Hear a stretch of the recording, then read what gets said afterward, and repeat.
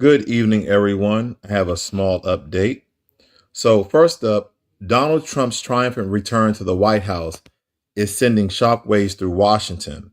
Now, after a historical election victory over Kamala Harris, Trump is poised to reshape the political landscape. Now, Republicans have regained control of Congress, basically giving Trump the legislative power to push his agenda through very, very quickly. And his first priorities: a massive tax cut aimed at the middle class families and small businesses, which is similar to the tax cut he created in 2017, which was the 2017 Tax Cuts and Jobs Act. But this time, he's promising to simplify the tax code, further to appeal to everyday Americans.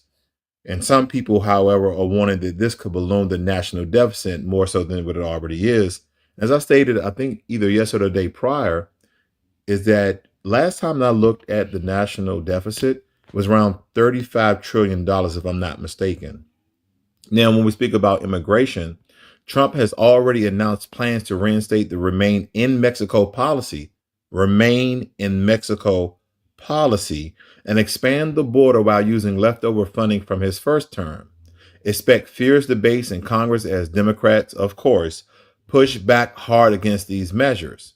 Speaking of immigration, let's talk about the border crisis, because reports from the southern states like Texas and Arizona show a record number of illegal crossings this month, sparking renewed calls for federal action.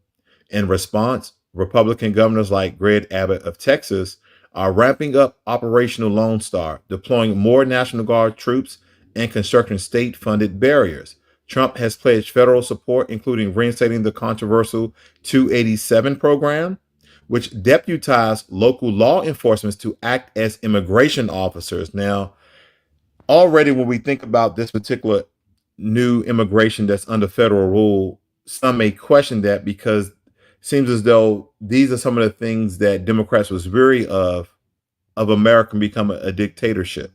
When you're now legalizing and authorizing federal troops to become local policemen, which essentially that is not their primary use, and let alone are not trained in those particular activities. But the Biden administration policies are being blamed for what many see as unchecked chaos. This election loss has even led Democrats to admit that their messaging and policies on immigration alienated by keep voting blocks, particularly in border states. Now, let's talk about the economy, because, of course, if you're going to talk about Donald Trump, why not? Inflation may have slowed, but prices for essentials like groceries, gas, and housing remain painfully high. Trump has pledged to tackle inflation by reducing government spending and encouraging domestic energy production, meaning that America will no longer be dependent on foreign energy. Now, for quite some time, America has been producing and pumping and mining their own oil. This week, Donald Trump signed an executive order on day one to open federal lines for oil and gas drilling. A more environmental groups are already planning to challenge this in court. Now, these are some of the proposed executive orders that may come about, meaning that when he becomes president, these executive orders will already be official, but not before then. Now, the administration is also eyeing tariffs on imported goods from China as a way to bolster domestic manufacturing, and as well to decrease the amount of fentanyl that's coming inside the country. Many people argue that these measures could spark trade wars and environmental degradation. But Trump supporters say it's exactly what America needs to regain economic independence. Another major headline you guys may not be aware of is that the Supreme Court has officially struck down Biden's student loan forgiveness plan. So all those people, no matter the side of the political party that you're on, whether you be Republican, Independent, or Democrat, the Supreme Court has officially struck down Biden's student loan forgiveness plan. This decision impacts millions of Americans who were counting on relief. The court ruled that Biden overstepped his executive authority by bypassing Congress to implement the program. Trump has doubled down on his criticism of loan forgiveness, saying it's unfair burden on taxpayers who didn't attend college. And this, I agree. Instead, he's proposing alternative solutions like incentivizing vocational training and apprenticeships to create a more skilled workforce without the need for traditional degrees. Now, last but not least, let's address healthcare.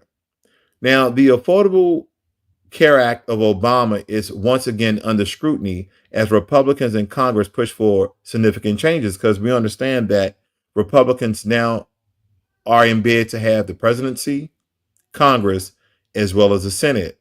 Trump has promised a healthcare 2.0 plan that will reduce premiums, increase competition among insurers, and lower prescription drug costs. And if you couldn't hear, Mike is cutting out, my apologies, but he's trying to lower the amount on prescription drugs. Now, specifics on the plan remain unclear, but Trump allies in Congress are already drafting legislation to tackle these issues. Democrats warn that this could lead to millions losing their coverage, reigniting one of the most contentious debates in modern American politics. But nonetheless, good evening. There you have it. The top political stories dominating the U.S. today, from Trump's policy agendas to the border crisis and the economic challenges ahead. America is at a very critical crossroads. So, what are your comments? What are your thoughts? What do you think about Trump's return? Will his policies bring the change many Americans are hoping for, or will they deepen divisions among the political parties and the American people? Let me know in the comments below. I do value your comments and your input. Thank you, guys. Thank you all, guys, for joining me here this evening. You guys have a wonderful day.